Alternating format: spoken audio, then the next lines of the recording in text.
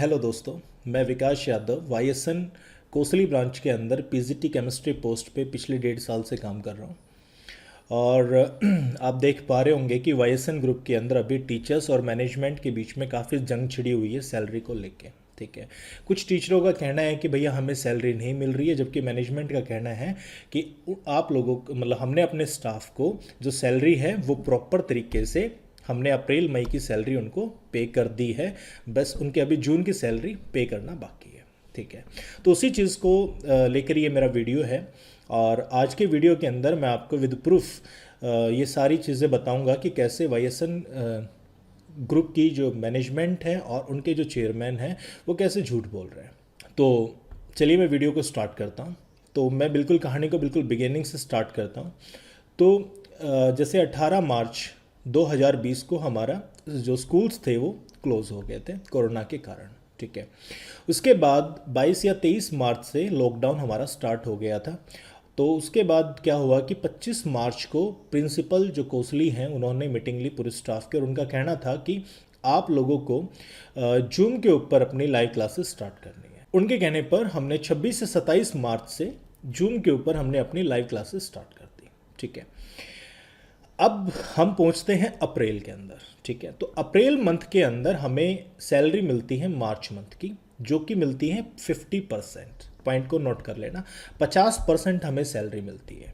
ठीक है, हमने अप्रैल में काम किया, मई के अंदर हमने काम किया, और जून के अंदर हमने 7 या 8 तारीख तक हमने अपना काम किया था। ठीक है, कुछ टीचर ऐसे भी थे जिन्होंने पूरे जून भी जो थी लाइव क्लासेस ली हैं। ठीक है, तो फिर बीच में क्या हुआ कि जूम ऐप को बैन कर दिया, देन क्लासेस यूट्यूब के ऊपर हमारी कंटिन्यू रही है। ये मैं आप देख पाएंगे यूट्यूब का मेरा किया हुआ काम। ठीक है, तो फिर होता है ऐसा कि जो हमारे चेयरमैन हैं वो अप्रैल और मई की जो फीस है बच्चों की वो कर देते हैं माफ़। ठीक है, और उसके बाद हमारी जून के अंदर चेयरमैन साहब से जूम के ऊपर एक लाइव मीटिंग होती है, और उसके अंदर उनका कहना था कि भाई या तो आप फीस ले आओ पेरेंट्स के पास से तो मैं आपको सैलरी दे दूंगा। ठीक है, और मैंने तो अप्रैल और मई की जो फीस है वो माफ़ कर दी है, तो फिर सैलरी मैं नहीं देता। ठीक है, तो मैं यहाँ पर चेयरमैन साहब को एक बात कहना चाहूँ, ये डिसीज़न आपका और आपकी मैनेजमेंट टीम का डिसीज़न, ये डिसीज़न हमारा नहीं है। ठीक है, हम अगर काम कर रहे हैं आपके लिए तो आपका दायित्व बनता है जो हमने काम किया है उस काम के पैसे हमें दें। ठीक है, चाहे आप पूरे साल की बच्चों की फीस क्यों ना माफ़ करें। ठीक है जी, फिर उसके बाद होता है क्या कि हम पहुंचते हैं अब जुलाई के अंदर, क्योंकि जुलाई के अंदर फिर से लाइव क्लासेस हमारी स्टार्ट होती जैसा हमें आदेश मिला था। ठीक है, तो जुलाई में हमारे पास 9 जुलाई को मैसेज आता है कि 10 तारीख को चेयरमैन साहब आप लोगों की मीटिंग लेंगे और सभी टीचर्स को स्कूल के अंदर प्रेजेंट होना है। ठीक है, तो सभी टीचर्स स्कूल के अंदर पहुंच गए। तो वहाँ चेयरमैन साहब की स्टेटमेंट थी कि भाई कॉपी चेक करने के बहाने ना पेरेंट्स के पास जाओ और उनको मोटिवेट करो कि वो फीस जमा करवाए अपने बच्चों की, और अगर उनकी फ़ीस आती है तो ही मैं आपको सैलरी दूंगा, अगर फीस नहीं आती है तो कोई सैलरी आप लोगों को नहीं मिलेगी। ठीक है, और जाते जाते उन्होंने एक बहुत अच्छी बात बोली, और वो मैं बात आप लोगों से शेयर करना चाहूँगा, और बताओ आप उस बात को कि आपको बात कितनी अच्छी लगी। तो उन्होंने जाते जाते एक बात कही हमें कि कई आके ना दिमाग में यह चीज़ आ रही होगी कि तेल को पैसों भी हमने लगाना पड़ेगा क्या। तो भाई उनसे मैं एक बात कहूँगा कि कान खोल के सुन लो, अपना पैसा को तेल फूक लियो ना, पूरा साल नौकरी से हाथ धो लोगे। तो अगर मैं बात करूं तो ये तो बिल्कुल सरेआम गुंडागर्दी वाली बात है।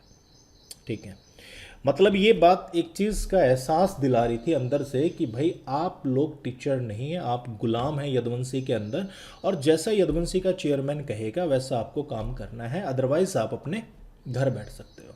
ठीक है, तो चलिए कोई बात नहीं, अभी मैं आपको प्रूफ देता हूं कि हम लोग बच्चों के घर जाके कॉपियाँ चेक किए जहां बाकायदा मेरे साइन हैं, और ये कुछ फ़ोटोएं हैं जो हम बच्चों के घर विज़िट किया था उसके बाद। ठीक है, तो शायद हम 15 या 16 तारीख तक हमने वो विज़िट किए थे। ठीक है, बच्चों के घर जा जाके उसके बाद 19 तारीख को मैसेज आता है कि चेयरमैन सर 20 तारीख को मीटिंग लेंगे और आप सभी टीचर्स को स्कूल में आना है। ठीक है जी। अब मैं थोड़ा सा रिमाइंड कराता हूँ कि हमें अप्रैल की सैलरी नहीं मिली है अभी तक, हमें मई की सैलरी नहीं मिली है, हमें जून की सैलरी नहीं मिली है, हम जुलाई 20 पर हैं अभी, मतलब 3.5 महीने से हमें 1 रुपया हमें नहीं मिला है, ठीक है। तो हम 20 टीचर थे जो उस मीटिंग में नहीं जा पाए, ठीक है, क्योंकि पैसे थे नहीं, हम जाएं कैसे, ठीक है। तो होता क्या है, उस मीटिंग के बाद चेयरमैन साहब प्रिंसिपल सर को कहते हैं कि भाई इन 20 टीचरों को रिलीव कर दो। मतलब जिन टीचरों ने 17 जुलाई तक बच्चों के घर जा जाके कॉपियां चेक की है, उस कोरोना टाइम के अंदर अपनी जान को हथेली पे रख के उस चेयरमैन के कहने पर हमने कॉपियां चेक की है, ठीक है। और वो कहते हैं कि इनको स्कूल से रिलीव कर दो विदाउट एनी नोटिस, क्योंकि अगर आप किसी भी स्टाफ को रिलीव करते हैं तो आपको 1 महीने की एडवांस सैलरी देनी पड़ती है और आपको नोटिस देना पड़ेगा। ऐसा कुछ भी नहीं हुआ जो सीबीएसई की नॉर्म्स के बिल्कुल अगेंस्ट है, ठीक है। तो 20 तारीख की मीटिंग के बाद 21 तारीख को जो स्टाफ उस मीटिंग के अंदर प्रेजेंट थे उनके अकाउंट में 25% सैलरी क्रेडिट होती है, ठीक है जी। अगर मैं उस 25% सैलरी की बात करें तो वो सैलरी कही गई वो अप्रैल मंथ की है, ठीक है जी।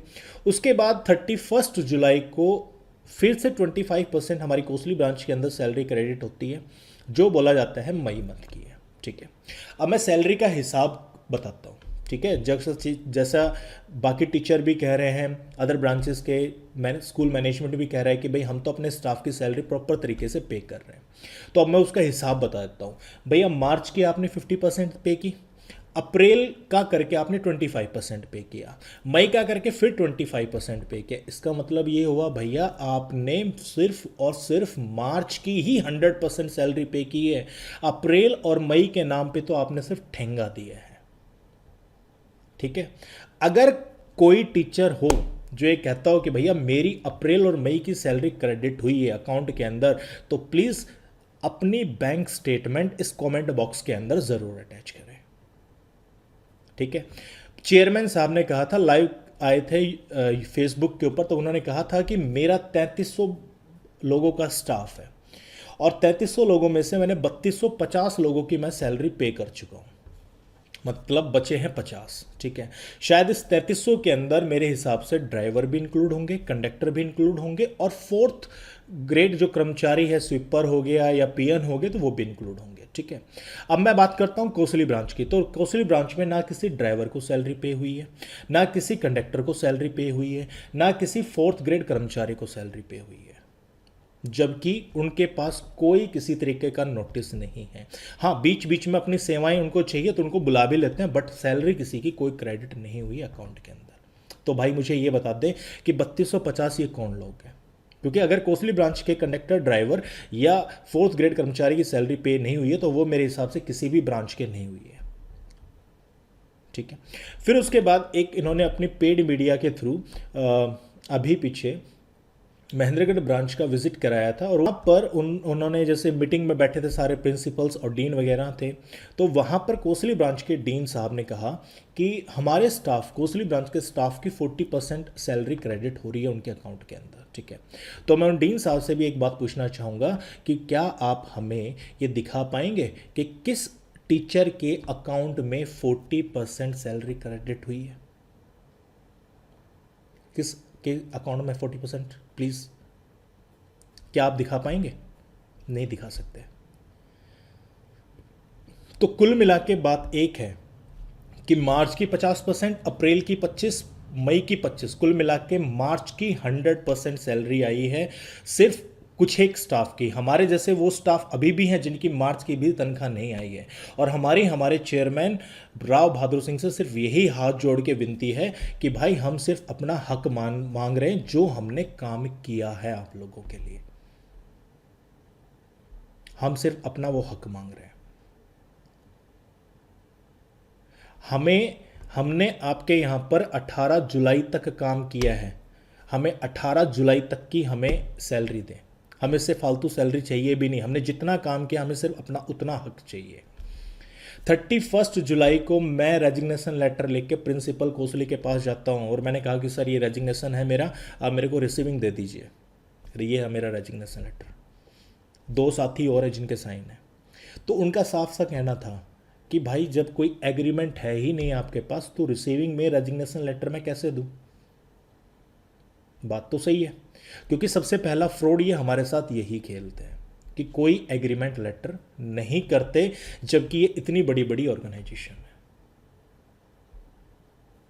मैं चेयरमैन वाईएसएन कोसली से ये उम्मीद करूंगा कि वो मेरी इस वीडियो का बिल्कुल जवाब देंगे कि क्या हम लोगों ने काम नहीं किया, तो ये प्रूफ झूठे हैं। और आप हमें ये भी बताएं कि किस टीचर की आपने अप्रैल और मई की सैलरी डाली है। भैया वो सैलरी मार्च की है। इवन जो सैलरी आप अप्रैल और मई की करके क्रेडिट कर रहे हो ना, तो वो बैंक स्टेटमेंट में कहीं मेंशन भी नहीं है कौन से मंथ की है, जबकि उससे पहले की सारी सैलरीज मेंशन होती है ये किस मंथ की है। और मेरे बहुत सारे साथी टीचर ऐसे भी हैं जो ये कह रहे हैं कि नहीं भाई हमें तो हमारी सैलरी मिल रही है और हम बहुत खुश हैं। तो मैं चेयरमैन साहब आपसे एक बात कहना चाहूँगा कि मेरे पास ऐसे बहुत सारे टीचरों की ऑडियो रिकॉर्डेड है जिनसे मैंने आपकी ही ब्रांचेस के टीचरों से बात की है, नारनौल और महेंद्रगढ़। उनमें कोई भी बंदा खुश नहीं है, कोई भी बंदा। वो ज़रूर मीडिया के सामने झूठी, क्योंकि आपके दबाव में आके वो झूठ बोल रहे हैं कि भैया हम खुश हैं क्योंकि हमें तनख्वाह टाइम पे मिल रही है। बट जो रिकॉर्डिंग है मेरे पास उसमें उनकी स्टेटमेंट उतनी ही अगेंस्ट है जितना उन्होंने आपके फेवर में बोल रखा है। शक हो किसी भाई को तो मैं वो ऑडियो भी आपको एज ए प्रूफ भेज सकता हूँ। तो मेरी फिर से उम्मीद करूंगा हमारे वाईएसएन चेयरमैन से कि जो भी टीचर्स, चाहे वो मेरी हांसी ब्रांच से हैं, चाहे वो किसी भी ब्रांच के साथी हैं, जो आपके अगेंस्ट खड़े हैं, देखिए हमारी आपसे कोई दुश्मनी नहीं है, हम सिर्फ अपना हक मांग रहे हैं। जितना हमने काम किया है हमारा वो पैसा हमें दे दिया जाए, ये हमारी आपसे एक रिक्वेस्ट है। हम नहीं चाहते कि हम इस पचड़े को और आगे कहीं बढ़ाएं, ठीक है। तो ये मेरी आपसे हाथ जोड़ के विनती है कि जो भी मेरे साथी इस जंग में खड़े हैं वो अपनी सैलरी के लिए खड़े हैं, जितने उन्होंने काम किया है आप उतना उनको पैसा दे दीजिए। धन्यवाद।